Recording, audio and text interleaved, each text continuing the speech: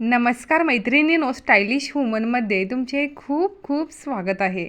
आज आपण ह्या व्हिडिओमध्ये 40 ते 50 वयोगटातील महिलांनी लग्न समारंभात छान दिसण्यासाठी कोणत्या चुका टाळल्या पाहिजेत त्यासाठी हा व्हिडिओ बनवलेला आहे। आपण कितीही छान तयारी केली तरी छोट्या छोट्या चुकांमुळे आपला लुक खराब दिसतो। त्यासाठीच आज आपण ह्या व्हिडिओमध्ये खूप सुंदर आणि सोप्या टिप्स पाहणार आहोत। त्यासाठी हा व्हिडिओ स्किप न करता व्हिडिओ शेवटपर्यंत नक्की पहा। सर्वात पहिली आणि खूप मोठी अशी कॉमन चूक म्हणजे हेवी साडी निवडणे। आपल्याला वाटते की आपण हेवी साडी नेसली तर आपला लुक खूप छान दिसेल, पण खूप जड साडी नेसली की आपल्याला उठ बस करताना किंवा हालचाल करताना अनकम्फर्टेबल वाटतं। आपण नातेवाईकांसमोर कॉन्फिडन्सपणे वावरू शकत नाही आणि आपल्याला खूप अवघडल्यासारखं होतं। आपण लग्नामध्ये छान खुलूनही राहू शकत नाही, कारण आपलं सगळं लक्ष त्या हेवी साडीकडे असते।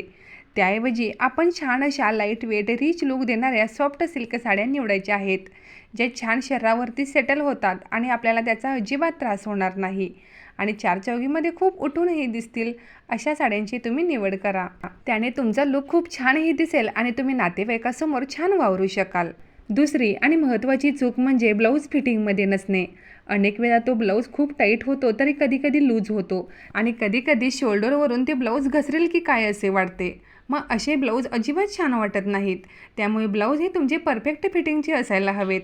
अगदी जास्त टाईट किंवा लूज ब्लाऊज न ठेवता जी छान फिटिंगमध्ये ठेवा, कारण जर तुमचा ब्लाऊज खूप टाईट असेल तर हात वर खाली करताना किंवा हालचाल करताना खूप त्रास होतो। आपली साडी कितीही महागडी असेल आणि त्यावरचे ब्लाऊज फिटिंगमध्ये नसेल तर हवा तसा लुक येणारच नाही। म्हणून नेहमी ब्लाऊज फिटिंगमध्ये असायला हवा। जर तुमचं वजन जास्त असेल तर मोठ्या बॉर्डरच्या साड्या आणि पदर प्लीट्स या जास्त पसरत ठेवू नका।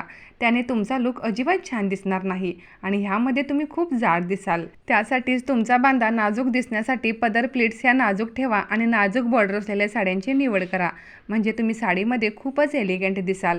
जर तुमचे दंड खूप हेवी असतील तर खूप डिझाईन असलेले किंवा खूप हेवी वर्क केलेले ब्लाऊज घालू नका, कारण ह्यामुळे सगळे लक्ष तुमच्या दंडाकडे जाते।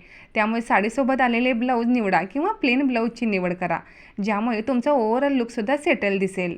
आता तिसरी चूक म्हणजे खूप जणींना खूप नटायची हौस असते, त्यामुळे त्या खूप सारे दागिने घालतात। बऱ्याच जणी असं करतात की सगळे दागिने एकावर एक घालतात। मोठं मंगळसूत्र, मोठे कानातले, हातभर बांगड्या। आपण एकाच वेळी सगळे दागिने घातले तर आपला लुक खूपच हेवी आणि वयस्कर दिसू लागतो। त्याऐवजी आपण एखादा लॉंग हेवी नेकलेस घातला आणि कानामध्ये छान असे झुमके घातले तरी तुमचा लुक छान दिसेल।